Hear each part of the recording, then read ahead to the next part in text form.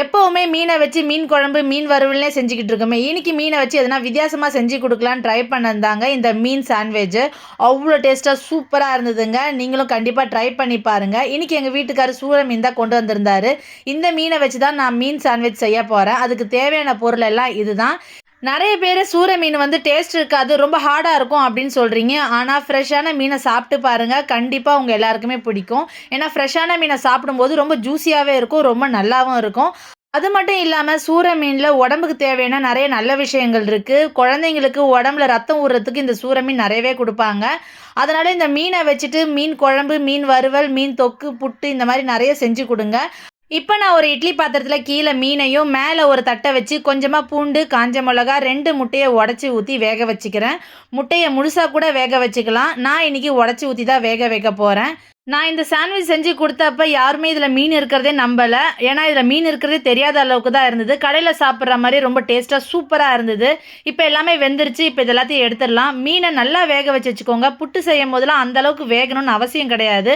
ஆனா, இந்த மீன் சாண்ட்விச் செய்யறதுக்கு மீனோட முள்ளு பகுதி கிட்ட கூட நல்லா வெந்திருக்கணும். ரத்தம் எதுவும் இல்லாத அளவுக்கு வேக வச்சுக்கோங்க. தேவையான காய்கறிலாம் நறுக்கி வச்சுக்கிட்டேன்.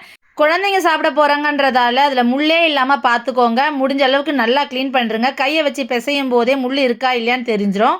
இப்ப இந்த மாரி உதுத்து வச்சுக்கிட்டதுக்கு அப்புறமா, ஒரு மிக்ஸி ஜார்ல நம்ம வேக வச்ச காஞ்ச மிளகா, பூண்டு, அதுக்கப்புறம் முட்டை, தயிரு, கொஞ்சமா லெமன் இது எல்லாத்தையும் சேர்த்து நல்லா அரைச்சு எடுத்துக்க போறோம். இது ஒரு மயோனைஸ் தான். இது இதுக்கு மட்டும் இல்லங்க. பிரெட்ல சும்மா போட்டு சாப்பிடுறதுக்கு கூட அவ்வளோ டேஸ்ட்டா இருக்கும். கண்டிப்பா ட்ரை பண்ணுங்க. கூடவே இதுக்கு தேவையான உப்பும் சேர்த்துக்கிறோம். நம்ம மீனுக்கு, காய்கறிக்கு, மயோனைஸுக்கு எல்லாத்துக்கும் சேர்த்த மாதிரி தான் உப்பு சேர்த்துருக்கேன். இதில 2 குழிக்கரண்டி தயிரும், ஒரு 1/2 எலுமிச்சை பழமும் சேர்த்துருக்கேன். இதில கலர் வரதுக்காக கொஞ்சமா காஷ்மீரி மிளகாத்தூளும் சேர்த்துருக்கேன். அரைச்சதுக்கு அப்புறம் இப்படி தாங்க இருக்கும் பார்க்கறதுக்கு. ஸ்மெல்லும், பார்க்க கலரும் அவ்வளோ சூப்பரா இருந்தது.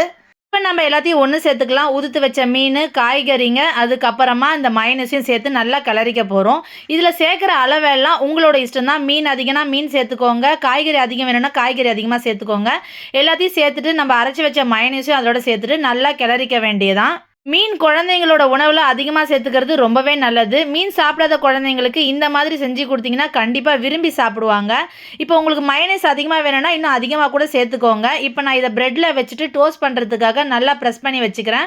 முடிஞ்ச அளவுக்கு அழுத்தி வச்சுக்கோங்க. நான் பட்டர் போட்டு தான் இத டோஸ்ட் பண்ணியிருக்கேன். உங்களுக்கு வேணும்னா எண்ணெய் கூட சேர்த்துக்கோங்க. ஆனா பட்டர் போடும்போது டேஸ்ட்டும் சரி, ஸ்மெல்லும் சரி ரொம்பவே சூப்பரா இருந்தது. நல்லா முடிஞ்ச அளவுக்கு பிரஸ் பண்ணி 2 பக்கமும் டோஸ்ட் பண்ணிக்கோங்க. அவ்வளோதாங்க, சூப்பரான மீன் பிரெட் சாண்ட்விச் ரெடி ஆயிடுச்சு. கண்டிப்பா ட்ரை பண்ணி பாருங்க. எங்க வீட்ல இருக்கிற எல்லாருக்குமே ரொம்பவே புடிச்சிருந்தது. ரொம்ப விரும்பி சாப்பிட்டாங்க. இப்போ ஃபர்ஸ்ட் ரவுண்ட் முடிஞ்சுட்டு 2ண்ட் ரவுண்ட் ஆரம்பிச்சுட்டாங்க. இந்த வீடியோ உங்களுக்கு புடிச்சிருக்கும்னு நம்புறேன். ஃபுல் வீடியோ போட்டிருக்கேன். கண்டிப்பா போய் பாருங்க.